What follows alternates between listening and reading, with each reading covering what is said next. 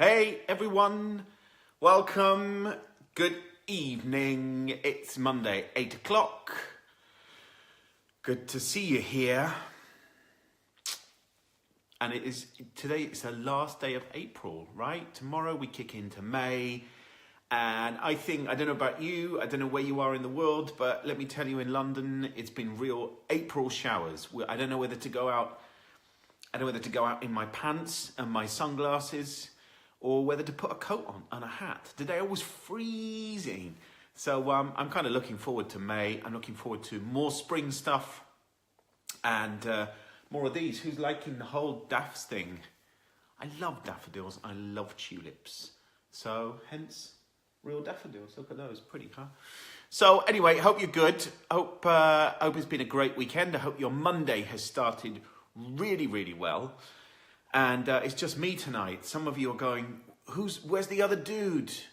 There's always another dude. And there's no other dude tonight. So Kelly says, can we move to Oz? Yeah, sure can. Not this week. Bit busy this week. Maybe next week. I know we've got Borneo. We're going to Borneo. It maybe soon. So anyway, hey Kelly, hey Joe. Good to see you here. Thanks for joining.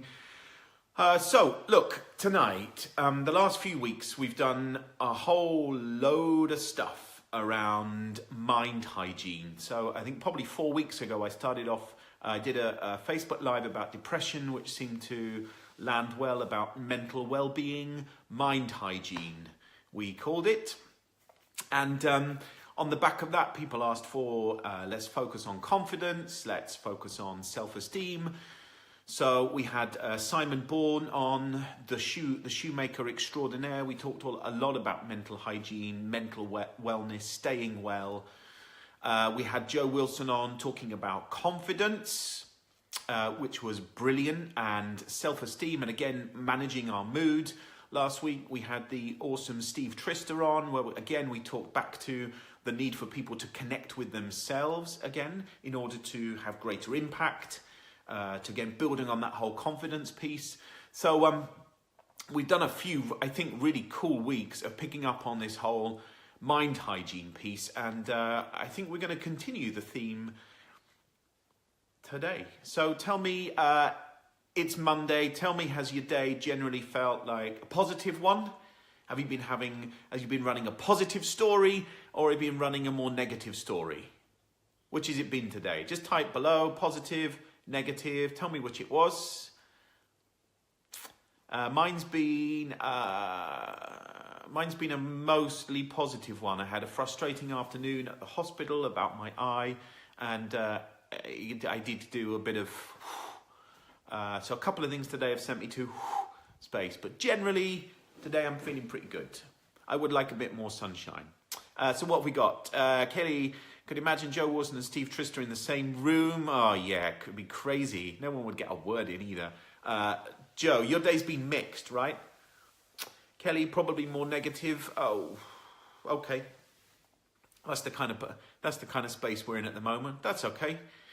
And of course, Susan has said, doesn't say positive or negative. She says great.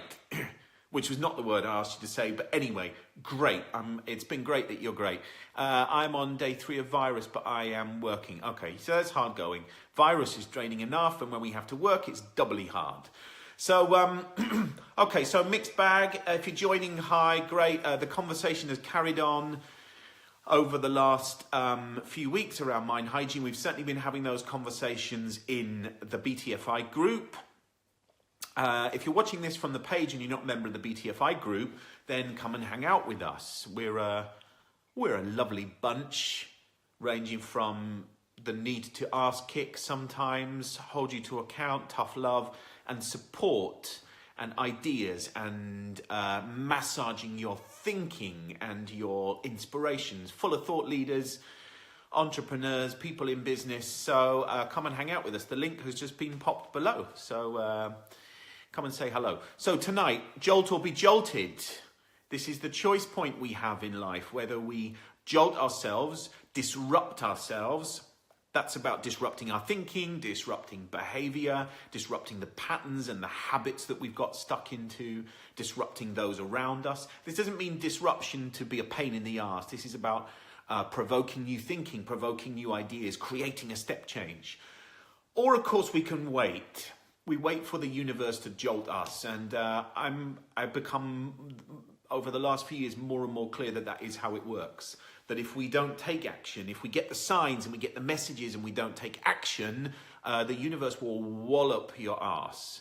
And become really clear on that. I see it around me, talking to some clients this morning, experiencing the very same thing. Almost they had the warning signs and they just kind of pushed it to one side and ignored it. And now they go, why is my ass being kicked really hard? So here's the choice point. Jolt or be jolted. Are you going to take action? Are you going to get in your driving seat, or are you going to wait for the universe just to keep sending you the message a bit harder each time? Look, because that's what it does. So that's what we're playing with, and we're going to unravel a bit the question of the question I'm asked most, and I'm asked this, I swear, on every event I run, every workshop I deliver. When I meet a coaching client for the first time, they'll ask me the same question, which is, wow, we used to be playing lead roles in Western musicals. How come you left? Why did you give that up? It's like the ultimate. That's the dream, man. That's the dream when you packed it in. So that's the question I'm asked loads, and I'm going to answer that tonight. I don't normally talk about my stuff and my story. Lots of people make an assumption that I do more extroversion than introversion, and I don't actually. I think I'm quite private. I don't like talking about my life stuff. I don't tend not to disclose loads. So actually for me to make a choice to go, yeah, I talk about my story, is quite a big step for me. So I'm going to give you the insight as to why I left the business. And before that, I'll give you a bit of context. I think it's quite useful. So it's a bit like a bedtime story. So if you want to sit down on the floor, cross-legged, with a little bottle of milk and a straw, not a plastic one though, it's got to be a paper one, then go for it. Maybe you could even have a plain digestive biscuit to go with it. So, at the age of 9, when I was 9, which is like 20 years ago, right? When I was 9, my mum took me to see Barnum in London. So those of you who've seen The Greatest Showman, it's that story on stage. It's the musical version before the film. And so I went to see Barnum. I was 9 years old. I hadn't been to the theatre before to see a musical. This was with Michael Crawford playing the lead role in it. And I remember it like it was yesterday. And I sat there and I sat next to my mum. And at the end of the show, I turned to my mum and said, who do you think will take over when Michael Crawford finishes? And she's like, I don't know. It probably won't be on then. I'm like, I would love my kids to see this. If he's not going to do it, I'd better do it. And she was like, okay. Like, decision made in this head. And more importantly, decision made here in this heart to go, that's it. That's the path. That's what I'm after. That's what I'm pursuing. And sure enough, I got back, and on the Monday after school, I was looking through Yellow Pages, folks. For those of you that go, what the fuck are the Yellow Pages? It was a big, massive, imagine it like being Google in a book, like this big. And I was going through local drama schools. And I found one called Joan Barnes Theatre School. I gave them a call. I said, I want to be an actor. I want to be a singer. And what can I do? So Joan Barnes, I tell you, was like 170 years old. And she had a massive impact on my life. And I went to weekly drama class there. And that was the thing. I was on it. I was on this thing. Nothing was going to deter me. So it kind of just sat with that. I did a bit of school production. That was still junior school. I went to senior school, and was very lucky to find myself with the most amazing drama department and music department. And I followed that path, and they were hugely encouraging. And my first opportunity was to audition for the choir. And I went in, and I had to sing "Morning Has Broken." I remember it like it was yesterday too. And I stood next to the piano with Mrs. Jones, the teacher, and she played, and I sang very nicely, can I just say, very nicely. And I went back into the classroom. She comes back in an hour later after she'd heard everyone sing. She goes, here are the folks that are in the choir. She goes through the list, and like anybody can make a mistake, right? She missed my name off the list. It happens. She happens. And so I went to her afterwards, Mrs. Jones, you didn't call my name out? And she said, Richard, do you know what? There are loads of things that you're really good at. The singing thing, audition next year. Now you see, a lot of people would have probably just broken down on the floor, sobbing, rocking in the corner. But me, I was like, geez, that's inconvenient. What is she hearing? Musically, she cannot be that on it. Because in my ears, it was a beautiful noise that I made.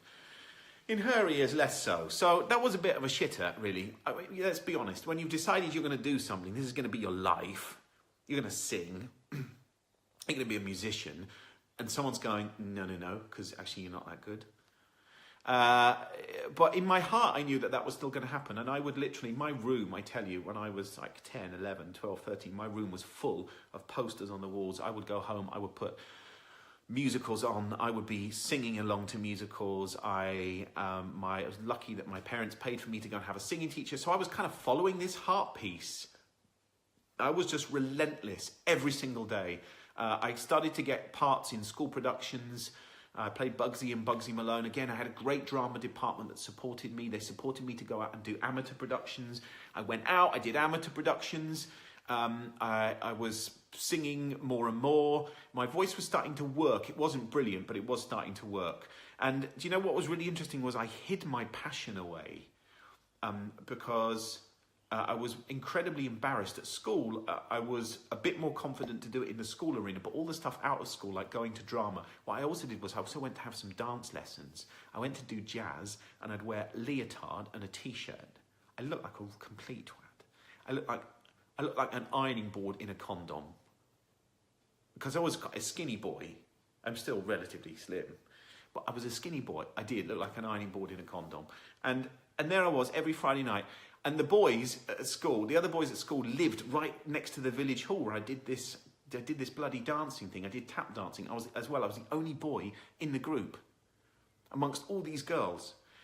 And the boys would stand there at the window like that, looking in. And they were like, what are you doing in that village hall? And I told them that I went to play five-a-side football.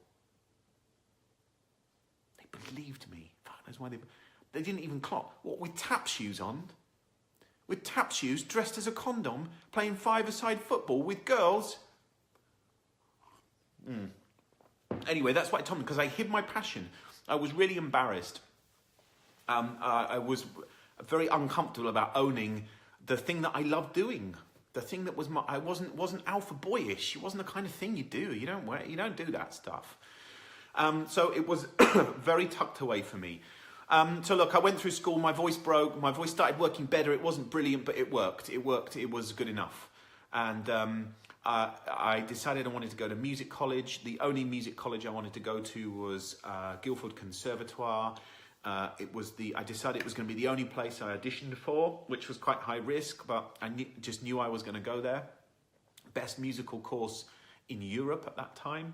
I auditioned at 17. I got in at 17, which was a bit odd because you had to be minimum age of 18. I got in, and kind of from when I started, the kickbacks started, and I got a lot of tough feedback. They were harsh. It was a real break you down culture, collapse all the crap stuff in your head, collapse ego, and begin to build up again. And that's a really hard environment to exist in. And I think what got me through was this heart-centered piece about this is what I'm here to do. I'm on this planet to do this thing, and I'll take it. I'll take the feedback. If you want me to adapt, I'll adapt. I remember the one at the end of one summer term where they told me that they thought I was too nice and prim and proper, and my hair always looked nice and my clothes always looked nice, and I was always like nice. And they told me to go camping in the woods over the summer holidays. Go camping. What do you want me to eat? They said, like, just kill animals and eat them. I'm sure they were joking when they said that. But like, kill it, what? Where do I plug my hairdryer in? I think was my first question. And they were like, exactly, that's where you need to go camping.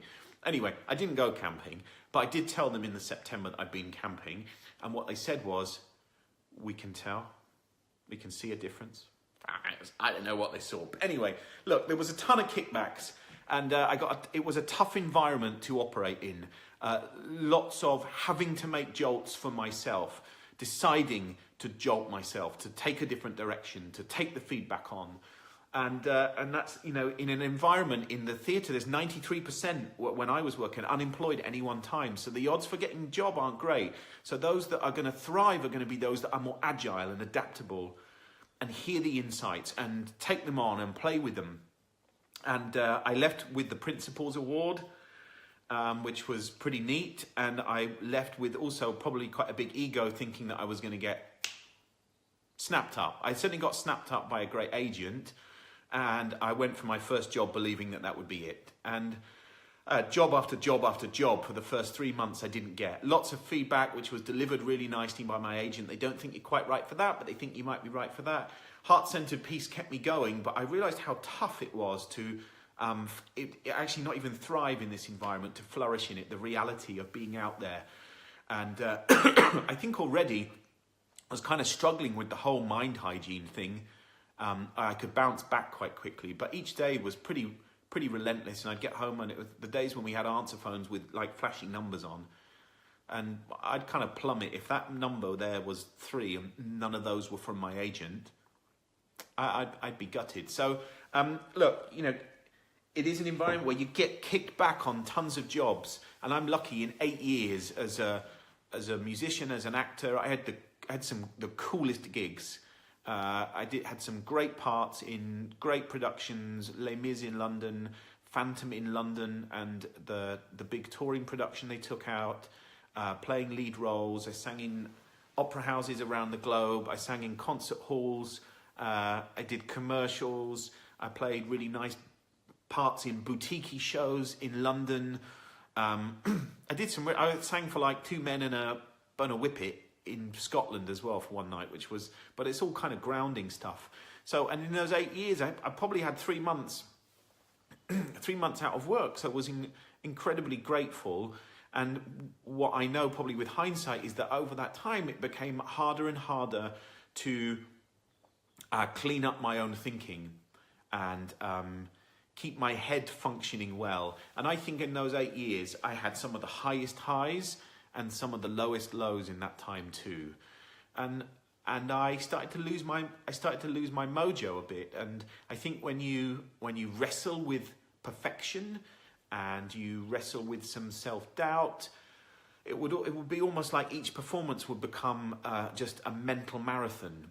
3 hours every fucking night would be like a mental marathon. And unfortunately, what would happen is then I would go home and I would spend the next 3 or 4 hours doing the same mental marathon about running the show back through in detail. What didn't work? What would I change? What about literally note by note? I do it. It was fucking insane.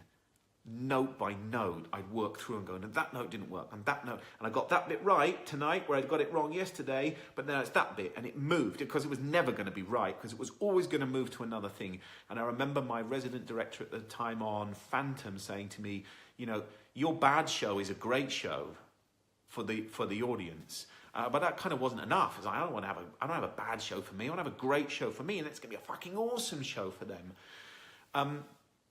So that became tougher and tougher to manage. And then I'd go to sleep. I'd wake up in the morning at 7 o'clock. And then at 7 o'clock, my mind would start playing the same story about, but how am I going to deal with this tonight? How am I going to get through tonight's marathon? What if my voice doesn't work?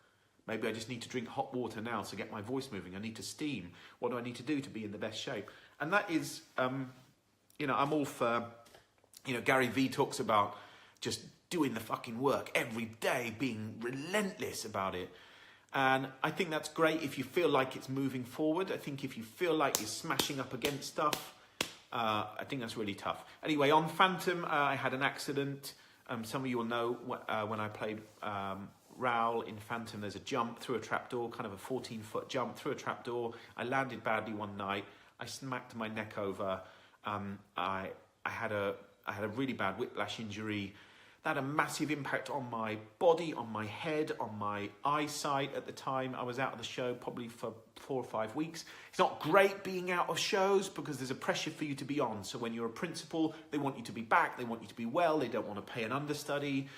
So my belief was when you are slightly under, you stay under. So getting back into the game is incredibly hard.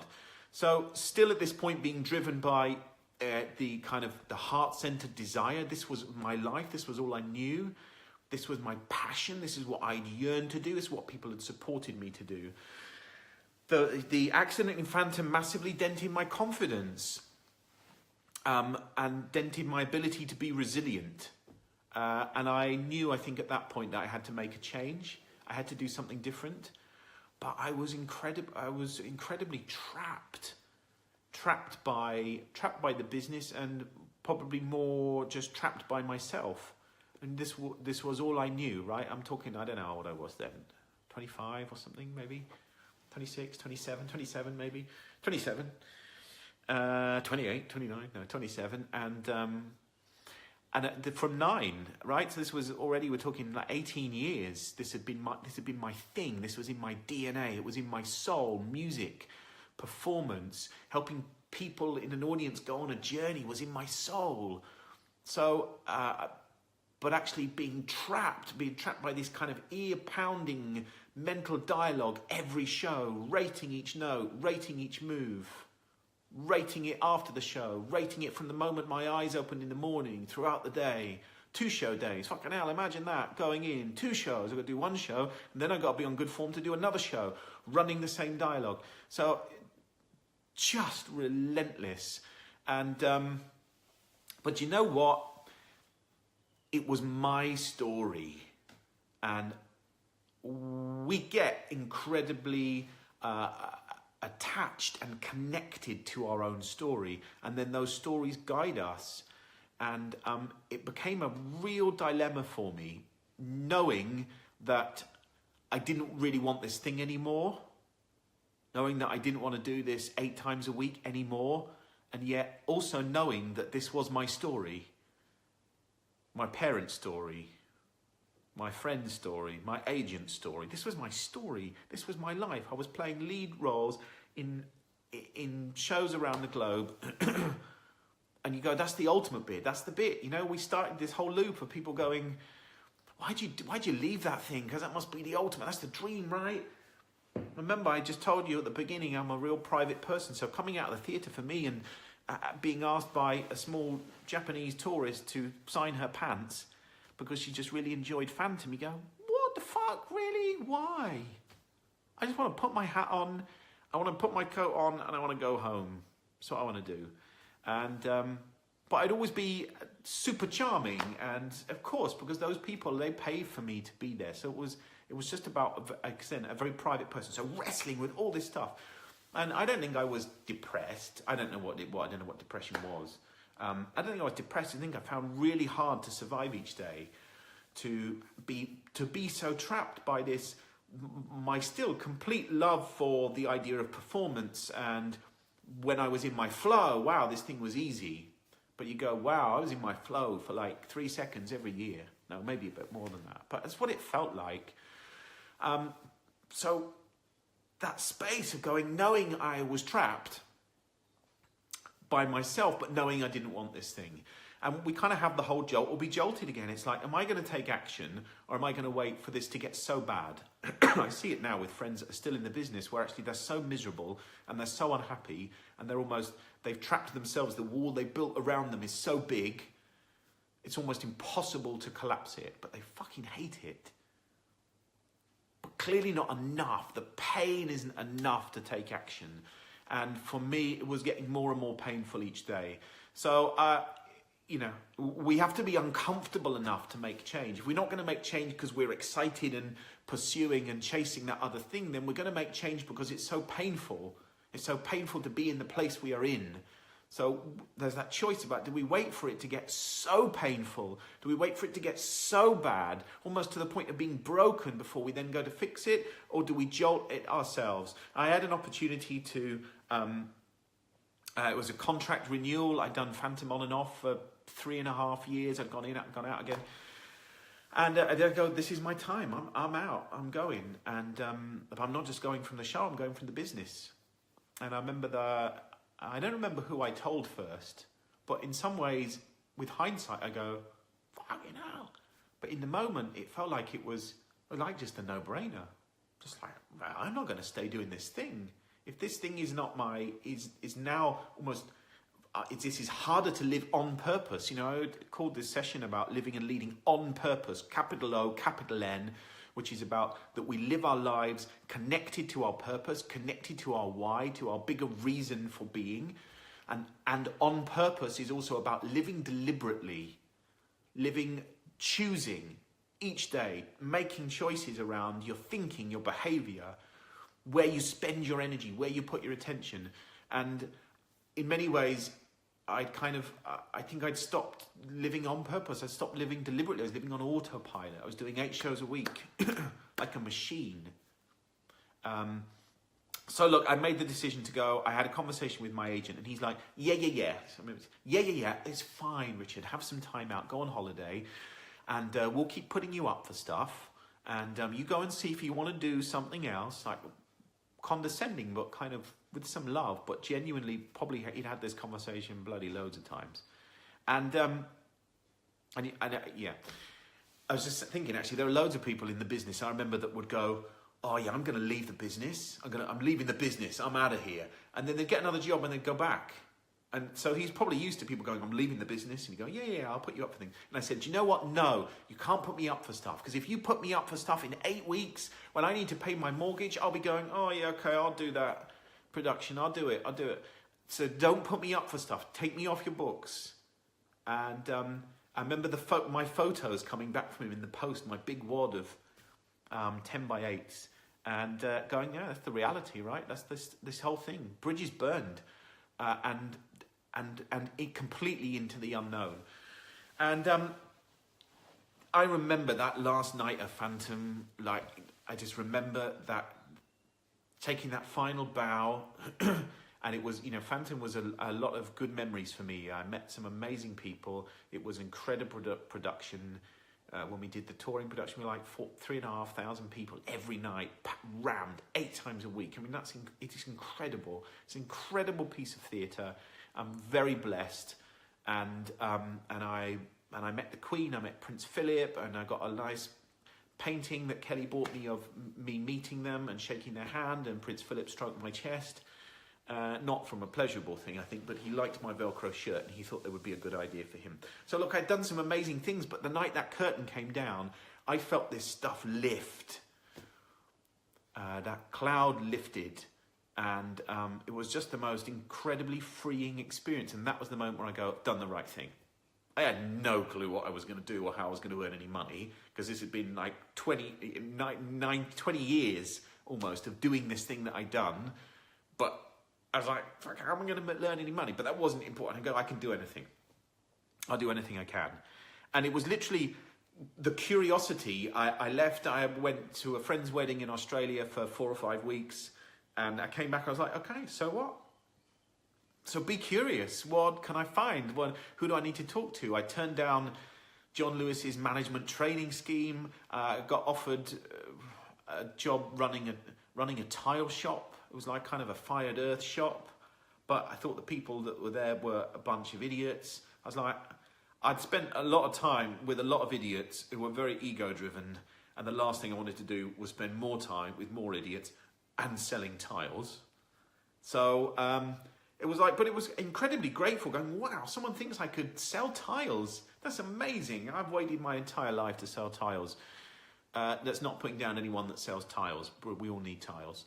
But it was like sliding doors scenario. I met someone who offered me a job, who created an opportunity. Boom, my life changed in a second, and the rest is history. And here I am running BTFI, doing the stuff I do, adoring the stuff that I do. Do I have shit days? For sure I do.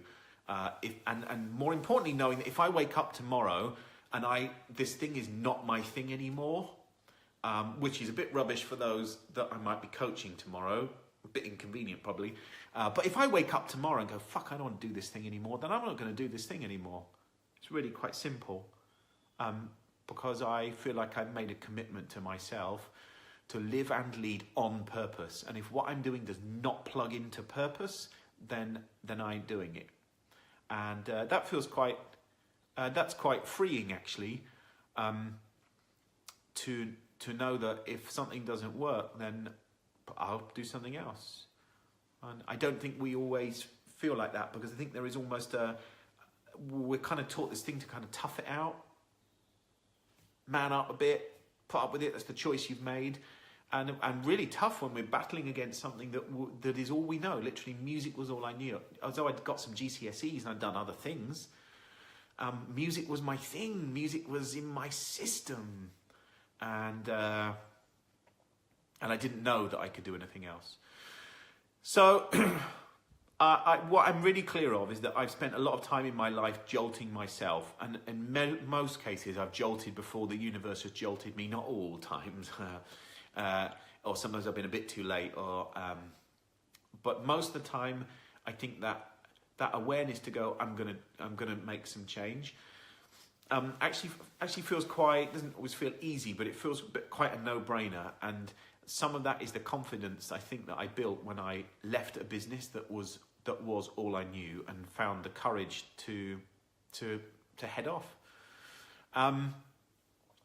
So I'm going to pull it together, I guess, in some themes in a bit. But I'm curious to know who on here right now thinks that they need to jolt themselves in their life with something, with a job, with a project, with a relationship, with their business, with a habit. It's like, what? And so tell me if you go yes, put yes in the comments. Tell me if you know you need to jolt yourself in some way, or you're going to wait for the universe to do it, because the universe does fucking do it every time. The universe is really clever. And I remember when I met Kelly, she told me this a lot, that actually if you don't do it, the universe will keep walloping you, and it will just make that learning a bit more powerful and a bit more uncomfortable until you do something. It will do it. It will be relentless in delivering that message. So how many of you in here think that you need to jolt something in your life? Type yes if you do. If you don't, type no. If you go, no, life's really cool and I'm kind of comfortable with how it is, then that's really cool too. So for me, the messages around what I'm talking about tonight is actually that emotional commitment is incredibly important for us to be able to be our best version and show up in the best way we can in life. That emotional commitment is incredibly important. That emotional connection, not just heart, not just the head stuff, but the heart stuff, the really wanting it. And again, talking with people, some of the people in the BTFI group last week asking about, why can't I build this habit into my life? A client this morning going, why can't I build this habit into my life? And you go, that habit doesn't build in if it's just an intellectual piece, if it's just a should from your head. If you don't want it enough, I really believe if we want something enough, we'll do everything it takes.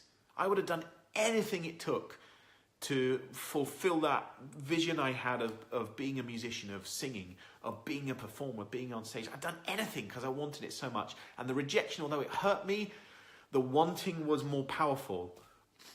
And if our wanting and our emotional yearning isn't enough, then actually the shit is going to hit us more. And I think, whether it's being an actor or being an entrepreneur is really bloody hard. It can be really alone.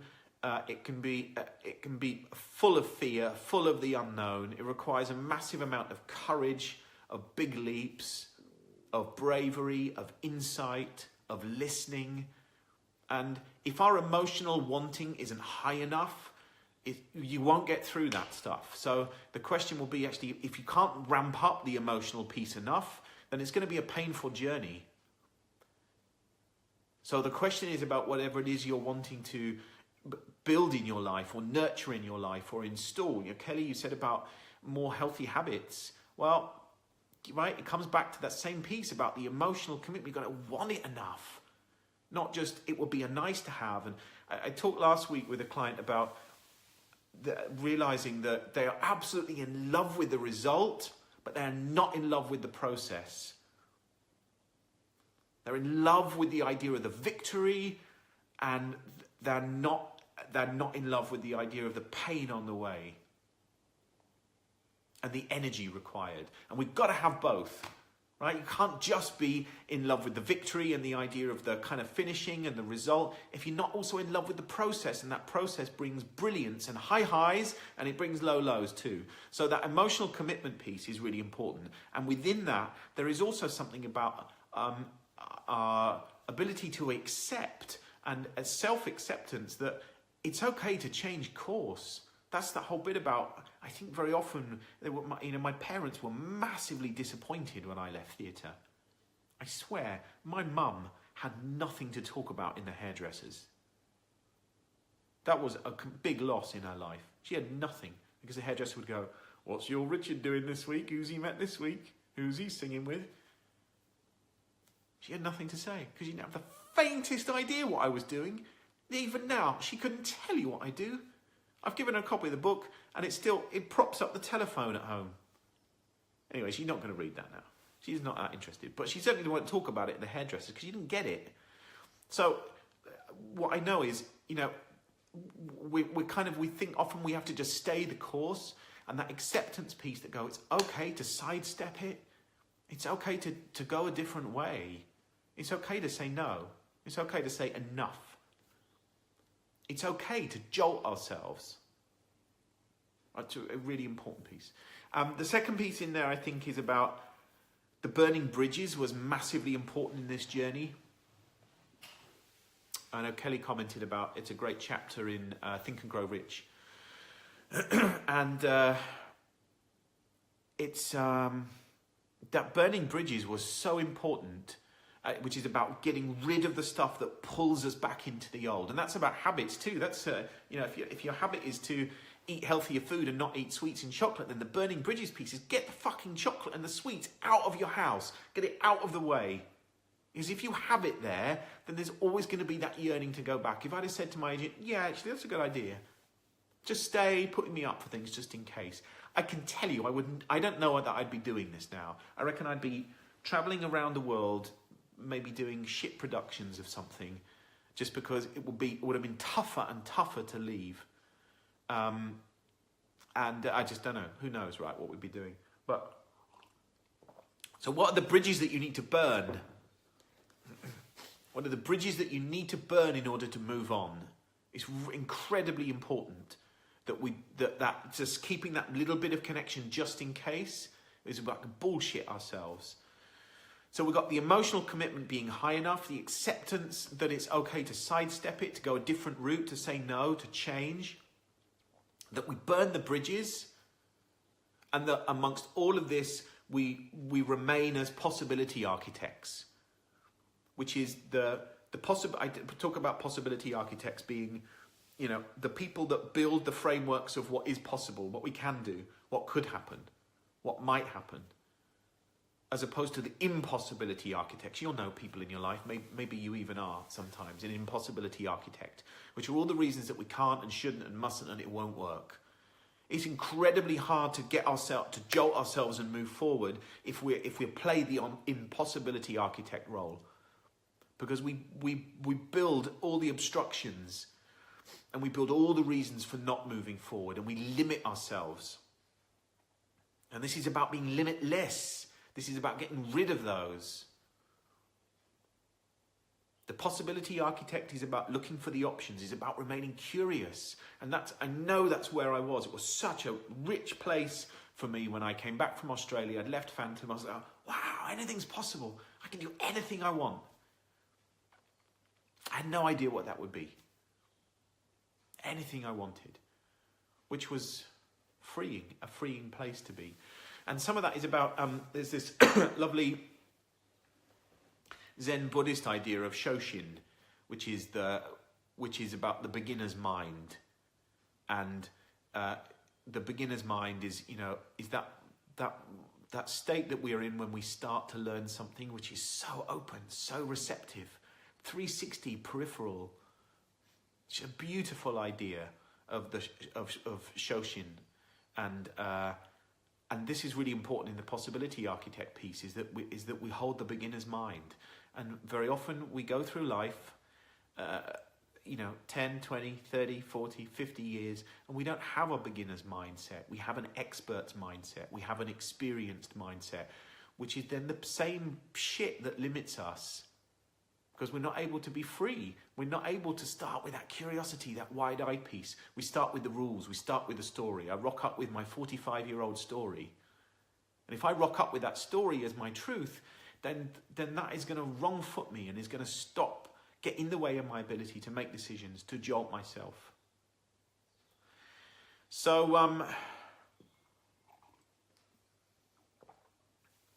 that's kind of the reason I set up the BTFI group. I think that's one of the core reasons, was about building a tribe for people. Building a tribe for you to be a part of, where you can jolt yourself, you can get that insight, you can get that challenge, you can get that love, that support. So you don't have to do this thing alone. The BTFI group offers that and creates that piece. I think is missing in life. I think a lot of people are attempting to do this stuff on their own, and then not knowing what to do with it. But then actually we need to have a place that we go to where we go, I'm stuck, I'm lost, I don't know what next. Help me, catch me, push me, kick me, whatever it is. So that was one of the reasons for setting it up. And I think, I've done a lot of thinking, I've done a lot of talking as well. It's 8:40, 40 minutes I've been on tonight. For those of you that are stuck for the entire course, thank you. For those that have just joined, those who just joined, we started at 8 o'clock, right? So, look, thanks for hanging out, and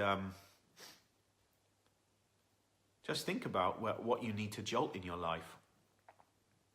What are you resisting jolting at the moment?